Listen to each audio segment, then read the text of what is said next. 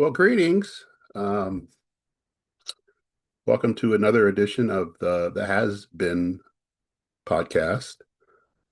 As I'm your resident has been, and we try to do this on a weekly basis. A little later this week because of all the kind of games and activities that were going on. I was trying to figure out, okay, do it this day, that day, whatever. Decided to wait till after um, Thursday's Purdue men's basketball game against Alabama, and then kind of wrap up what has happened this week from men's and women's basketball, and then look ahead briefly to football on Saturday out in Washington as they make the 4,300-mile round trip to Seattle. Not much to really talk about football right now, but the story of the week going into the Purdue Alabama game was not what was wrong with Purdue, because there's really nothing wrong with Purdue. They didn't have one of their better players the first two games. That was evident, but the rebounding was a bit of a concern after the first two games. And I thought that they had enough rebounding not to get out rebounded by Oakland and not to play even on the rebounding with Evansville. But that's what happened. So there was a little bit of angst of where they were at rebounding, because they spent the offseason just shoring up the rebounding by adding Oscar Clough and some other guys to, and then the return of Trey Kaufman-Renn, and the return of Daniel Jacobson as well, um, was was going to boost the rebounding. And Thursday in Alabama, it did boost the rebounding. Trey Kaufman-Renn did single-handedly rebounded, helped Purdue rebound in many ways, different ways. Played his first game, 19 and 15. He was on it from the start. Left the game a little bit. I think it was some sort of cramp type of thing. Not late in the game, but under the 10-minute mark of the second half.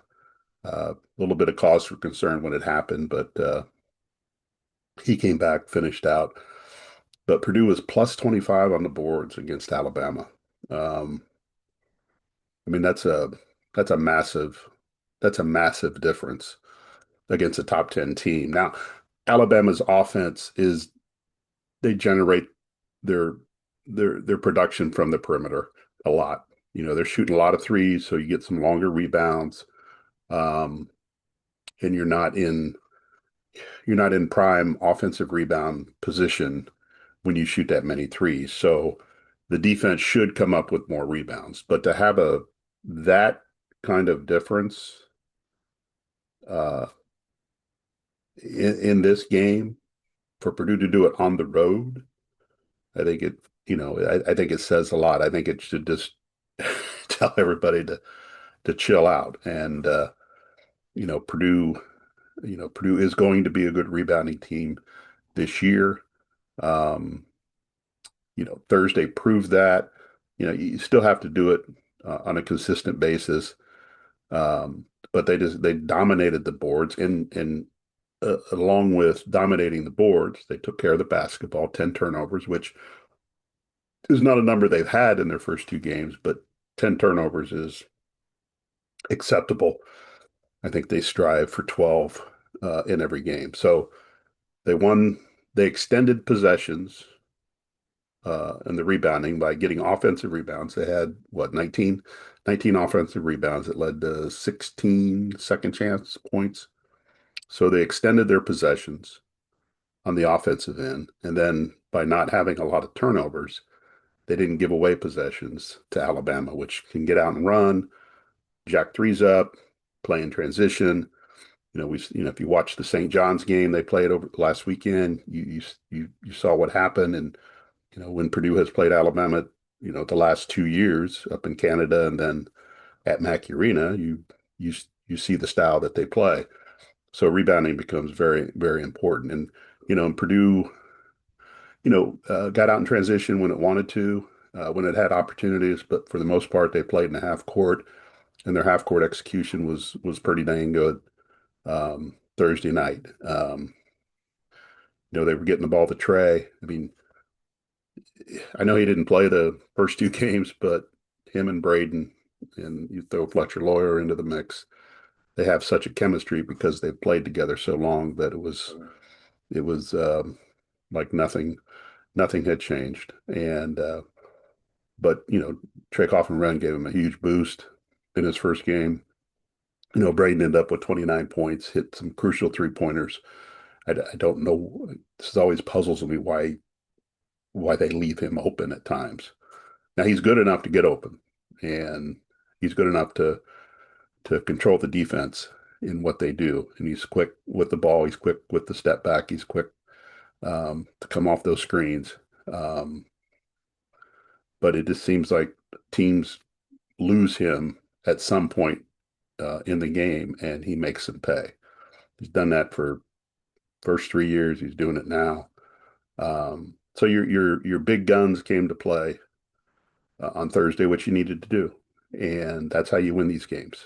And we've seen over time, last 5, 6 years, how much success Purdue has had in November and December, and they've been able to parlay that success into the Big Ten season. And then, a couple of years ago, get to the national championship game.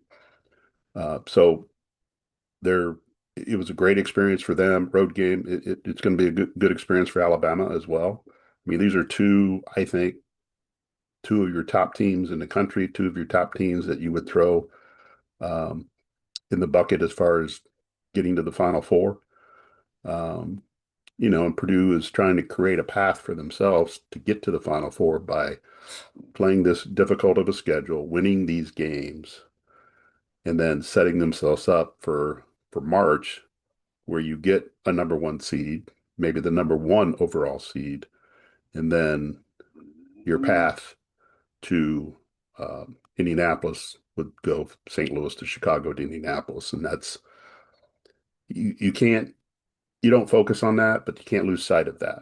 That's why next week when they go to the Bahamas, they're going to play Memphis and then potentially Texas Tech, which Texas Tech and Illinois played a great game the other night, and Texas Tech has some dudes on its team. That would be a fascinating matchup if that happens in the Bahamas, and I think we all should root for that um, because these games are fun to watch.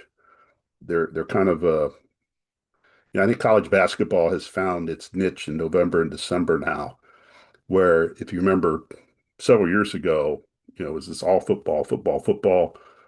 College basketball teams were kind of hesitant about, playing a marquee opponent in November in early December because so much attention is paid to football that you kind of get lost in the whole thing. But in conjunction with the TV partners, the media partners, I think they've figured out a way to make their sport relevant here in the early going. When you have matchups like Purdue and Alabama, you have matchups like Texas Tech and Illinois, and potential matchups Purdue and Texas Tech next week. And then you look a little bit farther down the line. Iowa State's coming to Mackey Arena. Marquette is coming to Mackey Arena. Purdue's playing Auburn in Indianapolis. And other Big Ten teams are doing the same thing. They're just finding their spot in the calendar with the help of TV to get these games out there and really give the sport a boost. And it doesn't have to be all football. If your place like Purdue, basketball is always at the front of mind. It always is. It doesn't. I'm not saying it doesn't matter what the football team is doing, but basketball is the sport at Purdue.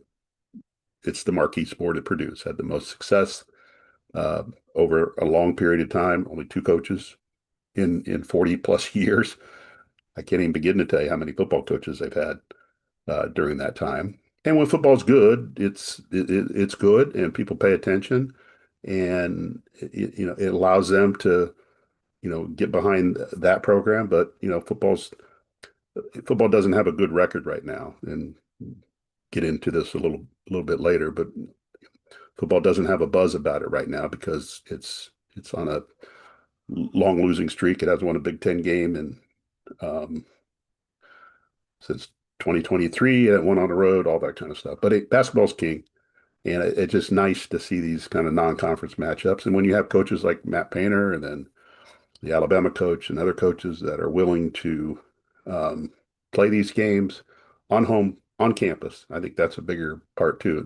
There are some neutral site games that are big, but getting these games on campus, I think, kind of creates a different kind of buzz, and you turn it into a like down at Alabama, what was supposed to be the number one team coming to Alabama until people lost their mind and moved Purdue down to number two. Um, you had that game Thursday night, then Saturday, Alabama's hosting Alabama in football, or Oklahoma in football. Um, so you turn these things into 3, 4 day events where people come in early for football. You got a great basketball game to watch, and then you rev up for tailgating and all that kind of stuff, and it just makes for enjoyable period of time. But as far as the basketball team, they should get back to number one, assuming they beat Akron on Sunday night at Mackey Arena, and I think the combination, Oscar Clough was brought here to play next to Trey Kaufman-Renn. And, those two combined for 26 rebounds. Alabama had 28 total rebounds.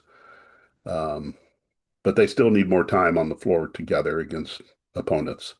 You can practice, you can do all you want, but they need more time on the floor together. It looked smooth last night. And, with Oscar Clough, if you watch the Kentucky exhibition game, didn't look comfortable, didn't really never got settled, didn't, you know, just didn't look look right. And then the other exhibition game against UND, he got some early foul trouble and still didn't really look comfortable. The opener against Evansville was a little bit better, but I thought when they played Oakland, he was a lot more comfortable. And obviously last night he was really comfortable. I mean, the kid oozes some talent. He's aggressive on the boards. He's a very difficult matchup for teams. I mean, here's a guy that averaged double figure rebounds at his previous stop, and I think whether he does that for Purdue might be hard because you have a Trey Kaufman-Renn, you have a Daniel Jacobson, you have your guards. Braden rebounds really well. Jack Bennett rebounds well. You've got other people fighting for those rebounds. So there might not be as many of them as available as there were when Oscar played at South Dakota State, and even going back to Washington State as well. So his numbers may not reflect kind of the job he's doing, but his early presence, I think, last night really played a big role in the game. And Omer Mayer came off the bench. I think played 17 minutes, 7 points, hit some big shots in the first half. Braden had picked up 2 fouls, and he really helped them get from point A to point B. He played a handful of minutes with Braden on the floor. I think we'll see that continue to grow as the season goes on. I think through 3 games, you've really seen the value of Purdue's bench because Daniel Jacobson, I finished with, what was it, 9 points, um, 9 points and 5 rebounds. And, you're bringing in another 7-footer uh, to battle. So, the bench, again, you're seeing it with the bench right now. And I think that will continue. But I think Purdue's in great shape right now. Not that they were not in great shape coming into the game because they were in excellent shape. But a win like that kind of just allows you to really look forward and see the damage that you can do here in November and December before really jumping into the deep end with the Big Ten. As I mentioned, they play Sunday against Akron, 7:30. I love TV, but 7:30 on a Sunday night's just not doesn't fit my schedule. I don't know about yours, but it doesn't fit my schedule. But it's what it is. It's what we have to do, and we'll suck it up and get to Mackey Arena. um, on Sunday night, and then they're off to the Bahamas, and that'll be another big test. The women's basketball team played at Purdue Fort Wayne on uh, Wednesday night. They lost, which I'm sure you're aware, by 1 point, 3-pointer with 5.7 seconds to go. Won the game for the Mastodons. It was very closely. It was a close game from a point standpoint. Um, I think the biggest lead might have been 6 by either team. Purdue had chances to extend the lead, couldn't do it. Uh, Purdue Fort Wayne had chances to extend the lead and couldn't do it. But the bottom line is the Boilermakers turned the ball over 24 times, and you can't do it. I mean, you can't do it. Led to 24 points, you lose by 1. The whole post game thing. Well, if we'd cut our turnovers in half, yeah, if you didn't, and you paid a price. I mean, you paid a big price, and you let a team hang around. And Purdue Fort Wayne had a great year last year. They made the final 8 of the WNIT tournament, which is a huge accomplishment for that program and what they've done.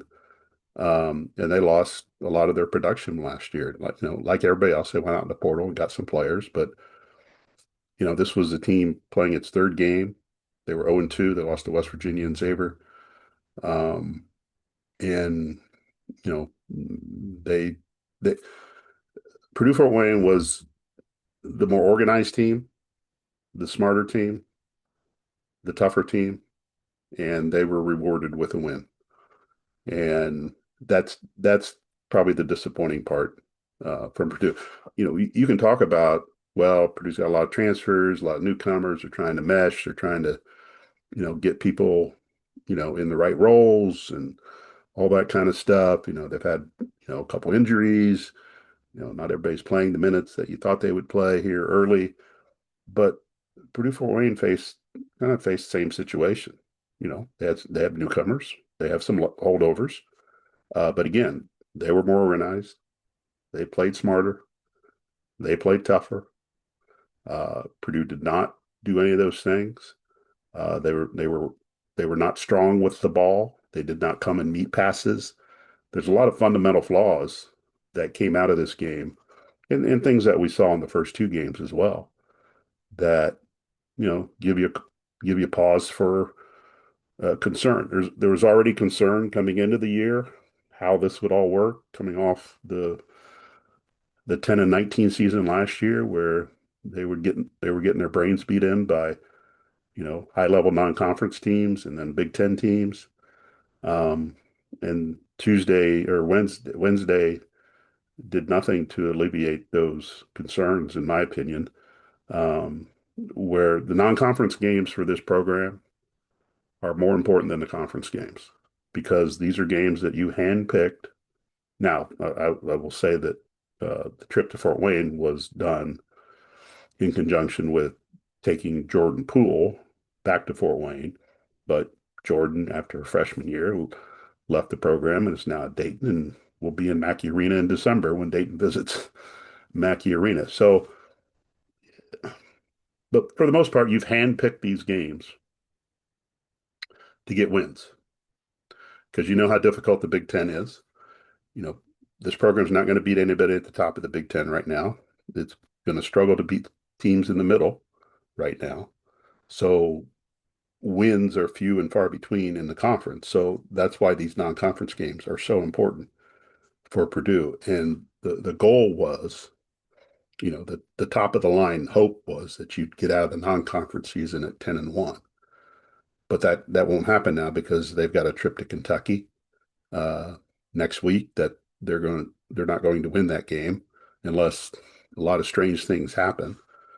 And then they got another road game at Central Michigan at end of Thanksgiving. And based on how they played on the road at Fort Wayne, that doesn't give you a lot of confidence that they're going to be a strong road team right now. Um, So they're already behind schedule, they're behind the eight ball, in my opinion. So maybe the best you can do in the non-conference is 8-3, which then means you have to go find some wins in the Big Ten. You can point to Wisconsin and Northwestern and Rutgers and Penn State. You can point to those games as games that Purdue should win. But beyond that, I'm not sure right now. And there's you know you always take a measured approach to this. Having quick hot takes after every game is just pointless. But yeah, you have to look at the big picture. And we're 3 games into it, and we'll see how it all plays out. But I think the non-conference games were the most important games on the schedule for this team, and to stumble in a game that you probably should have won um, is damaging in a way because you can't make that up now. Well, you can, but it'll be hard. That means you have to go beat Kentucky, you have to go win at Central Michigan, or you have to uh, get a Big Ten team that you're not expected to get at some point to get a few more wins. Because, the goal for this team, the ideal situation for this team is A, make the Big Ten tournament, which you got to finish 15th or better. B, get enough wins in the non-conference to set yourself up to play better in conference competition. And then at the end of the year, be in a position. This team's not going to make the NCAA tournament, but put yourself in a position to make a non-NCAA postseason tournament, the WBIT or the WNIT. Um, and that would be, in my opinion, a step forward for this program. Not a huge step, but a step forward. At some point, this program has to keep trending down and start trending up. And um, that would be the ultimate goal for this year's team is to have that kind of success, not relative to what this program has been, because those days are gone.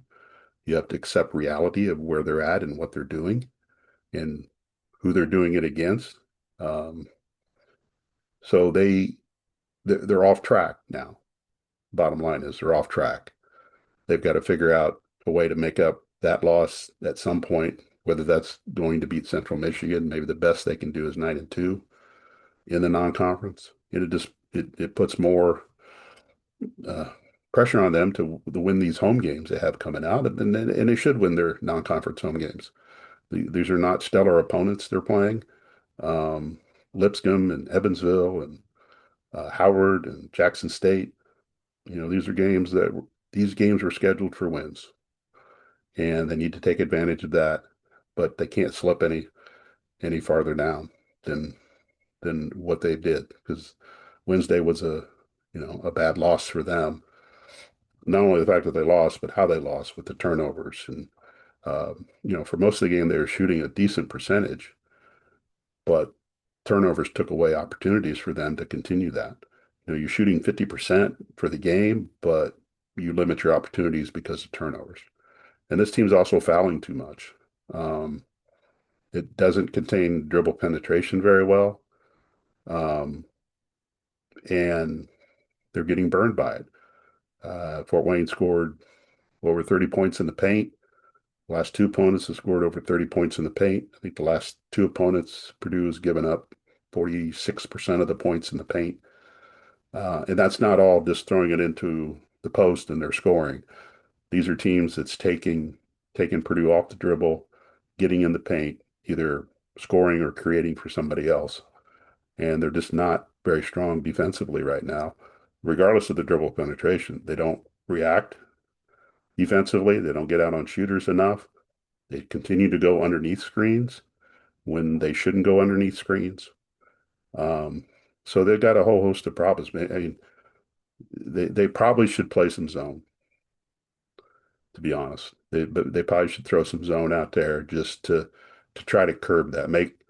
If you get beat from a team shooting hot threes, then you get beat by a team shooting hot threes. You'd rather them shoot out there than get in the paint and just disrupt everything that you're doing. So they've got some issues defensively they have to work out. Offensively, they're not dynamic. I don't, if they get in a scoring match with somebody, can they keep up? I think they have some personnel to do that, but overall, uh, I don't think they do. I mean, if you're going to get in an 80-point game, can they keep pace in an 80-point game? I know they scored 80 some against Eastern Illinois, but can they do that?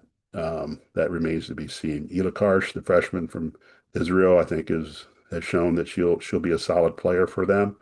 Didn't have a great game. I think she had 18 points, but she didn't have a great game. She got off to a slow start. But this is what happens when Tate gets out there and teams start scouting you and understand your tendencies, understand your strengths and your weaknesses, and they attack it. And Fort Wayne was more physical. Um, they disrupted her a little bit more. Um, but her and Kiki Smith have kind of been the offense right now. Tara Day has given them some production off the dribble. She's athletic. She gives them that element. I do think this team is a little bit more athletic, but all that's relative to who you play on the day that you play them. Um, but I think they're going to need more out of Madison Layden from a point standpoint.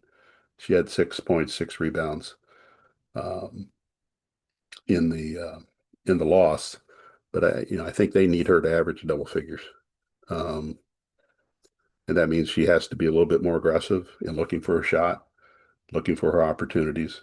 Um, and this is why she came back. I mean, to play and have success her final year, and for her, again, we have a long way to go. We'll see how it ends up, but you don't want to leave anything off the table when you get in this situation. This is your last year playing basketball. I mean, in a competitive situation, she's not going to go to the WNBA. Um, she may go play in the rec league in Kokomo or wherever, but this is it. You got to make the most of your final opportunity to do this, and this is why you came back to help this program, get out of the position that it's in. And I think she needs to be a tad more aggressive, but in some that's not really her nature. But I think she can do a little bit more. I think she needs to do a little bit more. And she's a player everybody on that team looks up to because of her experience in what she's done in the program during her time. So they still have time to figure this out, but Wednesday was a bit disappointing. And they won't win the Kentucky game. Um, but you just want them to compete hard, play smart, take a step in that direction, you know, cut down on the turnovers, run the offense. There's times that watch this team and they run some nice set plays and they got Karsh open in the corner or they do something for Kiki Smith or they go inside to McCarthy or Puryear or Avery Gordon and you can tell there's a design there what they're trying to do. But other times it just seems like um, they go one on one and they you know they just go to the basket and not run the offense. It's not an every possession situation, but it happens enough that again it goes back to being organized, having a plan, understanding your identity, and all that kind of stuff. And you want to give this time because of all the newcomers and all that. But this is the age of college athletics now. You're bringing in a bunch of guys. I mean, Barry Odom brought in 54 transfers, 82 newcomers, or something like that, and you've got to figure out a way to mesh it together. In football, you don't have a lot of time because you only have 12 games. At least you have 30 games in basketball to do it. So we'll see how it plays out. I do anticipate them winning the home games uh, during the non-conference season, and we'll see where they're at. They have a Big Ten game in early December at Michigan. That'll be a tough one for them. But once you get after Christmas, the Big Ten season ramps up, and we'll see where they're at that point to to anticipate what kind of Big Ten year they're going to have. Football, really not much to talk about football. I thought they competed well against Ohio State. They competed well against Michigan. They just don't have enough horses. And the Ohio State game, what did it end up 34-10. But that easily could have been 48-10. You remember the first play of the game for Ohio State was called back because of the penalty, and then they were driving, I think, in the third quarter, and their talented quarterback threw an interception. So there were two touchdowns that they probably got taken off the board. Purdue didn't score till late. They had less than 200 total yards, which none of that is a surprise against that defense. Purdue's just doesn't have the manpower to match up against an Ohio State right now. Jeremiah Smith was targeted 10 times. He caught 10 passes. So there's a lot of work for this program to do, but I'm confident it's in a better place than it was a year ago. And it's a matter of getting players and getting them all on the same page. And I'll continue to say what I've said before. I do think they need an upgrade at the quarterback position. Brian Brown, I think, is a good quarterback, and he'll do well as long as he's here. He needs help from his receivers, number one. They dropped too many passes this year. But I think to get to where you want to go, and that's, first of all, getting out of the basement of the Big Ten, number one, but number two, getting to 6 wins, I think you have to have an elite quarterback. I just don't see an elite quarterback in Ryan Brown. I see a good quarterback. I see a guy that's serviceable. I see a guy that's a dual threat. I see a guy that has a strong arm, but I don't see an elite guy that can get you through this conference, get you through some of your non-conference games you got coming up next year, Wake Forest and Notre Dame. Now, could be surprised. Could all click. He's still kind of a young guy that doesn't have a lot of experience compared to others. But I do think for this program to have the success that it wants, it's not at a national level success. It's going to have to upgrade the quarterback position. In this day and age, you're going to have to go out and pay somebody. You're going to have to overpay to get that kind of quarterback in here. I mean, you are the creator of quarterbacks at Purdue. Okay, that is who you are. That is your identity, and you need to step up and find that. But there's a lot of things that the program needs from a personnel standpoint. You need to upgrade the offensive line. You need to be better on defense. Secondaries has had its issues this year with some poor tackling and coverage and stuff. And they face some really good players. They face some good teams, just like they're doing in the month of November. And they got another one this week at Washington. Washington stumbled at Wisconsin. That's not a good loss for them. No losses are good, but that's a bad loss for Washington to lose to Wisconsin. Now they had a couple of their top guys got injured in that game, and they're questionable going into this week. But earlier in the week, I think the Washington coaches were anticipating their top running back and their top receiver. They would be available for the Purdue game. But Purdue's got to make the long trip out there, and you got a long trip coming back, but you got an off week before the bucket game because that game's going to be Friday after Thanksgiving night game. Remember when the Big Ten wouldn't play any November night games? It wasn't that long ago. Now, basically, that's all we have. November night games. But anyway, I don't see Purdue breaking its losing streak at Washington. I don't see Purdue breaking its losing streak against Indiana. I think they're going to go into next year with a 10-game losing streak from this year. They're going to go in the next year with an 18-game losing streak in Big Ten games. They're going to go in with a 20-game losing streak against Power Four programs.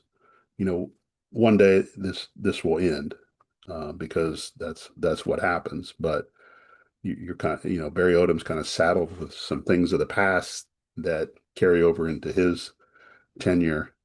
Um, and I would probably anticipate some changes on the coaching staff. I don't think Barry Odom's afraid to identify, things that aren't working and knowing that he needs an upgrade at some position. So I would anticipate some changes on the staff um, to kind of, you got to improve this program. Ryan Walters he never thought he needed to make a change because they were all his friends and they were all doing everything right despite the record and the performance on the field. And Purdue will see Ryan Walters this week, and I'm sure he'll be motivated to try to shut out Purdue, throw a goose egg up there. He can game plan, he can move the chips around as much as he wants, but his players still have to execute. And Purdue has proven at times it can produce some big plays, and but they just haven't done it consistently enough to make a difference. And if the sequence of games were different for this team this year, if you didn't have to play Michigan, Ohio State, Washington, Indiana all at once, all in a row, maybe if there's a couple of these are sprinkled in October and you got a couple of those other games that are sprinkled in November, it's not as daunting. But Purdue had its opportunities in October to pick up a couple wins against Minnesota and Rutgers and didn't do it, and basically laid an egg against Northwestern. So they had their chances to to break the losing streaks, um, but they didn't do it. They made too many mistakes down the stretch. You had the pick six at Minnesota. You had uh, the fumble against Rutgers. Those two things led to defeat. And the program doesn't have a lot of margin for error right now. But you got to upgrade the talent. You got to you got to get things going in that direction. But I do believe you have a coaching staff and an organization that is committed to it. They've done it before. I think they'll um, eventually do it again. Um, you wanted to see some other success this year outside of beating Ball State and Southern Illinois. Um, they did double their win total from last year, but that seems so far away now after starting 2-0.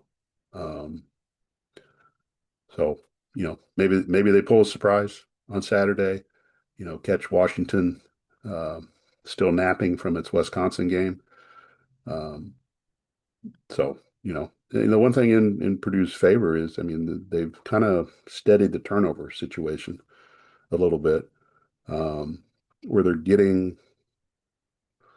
a few more takeaways and not giving it up as much. So maybe that situation has steadied. Not having Devin Mockabee is hurt.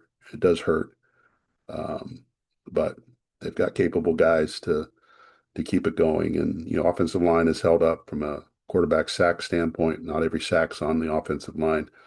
Some of it, most of the time, it's on the quarterback because he holds the ball too long, or he um, he just it's just not always on the offensive line. I think it's a shared responsibility that uh, both parties have to work through. All right. Well, I guess one other note: volleyball is, Dave Shondell should be Big Ten Coach of the Year. I mean, let's be fair about this. Nebraska's going to go undefeated in the Big Ten, and they're probably going to win the national championship without a loss.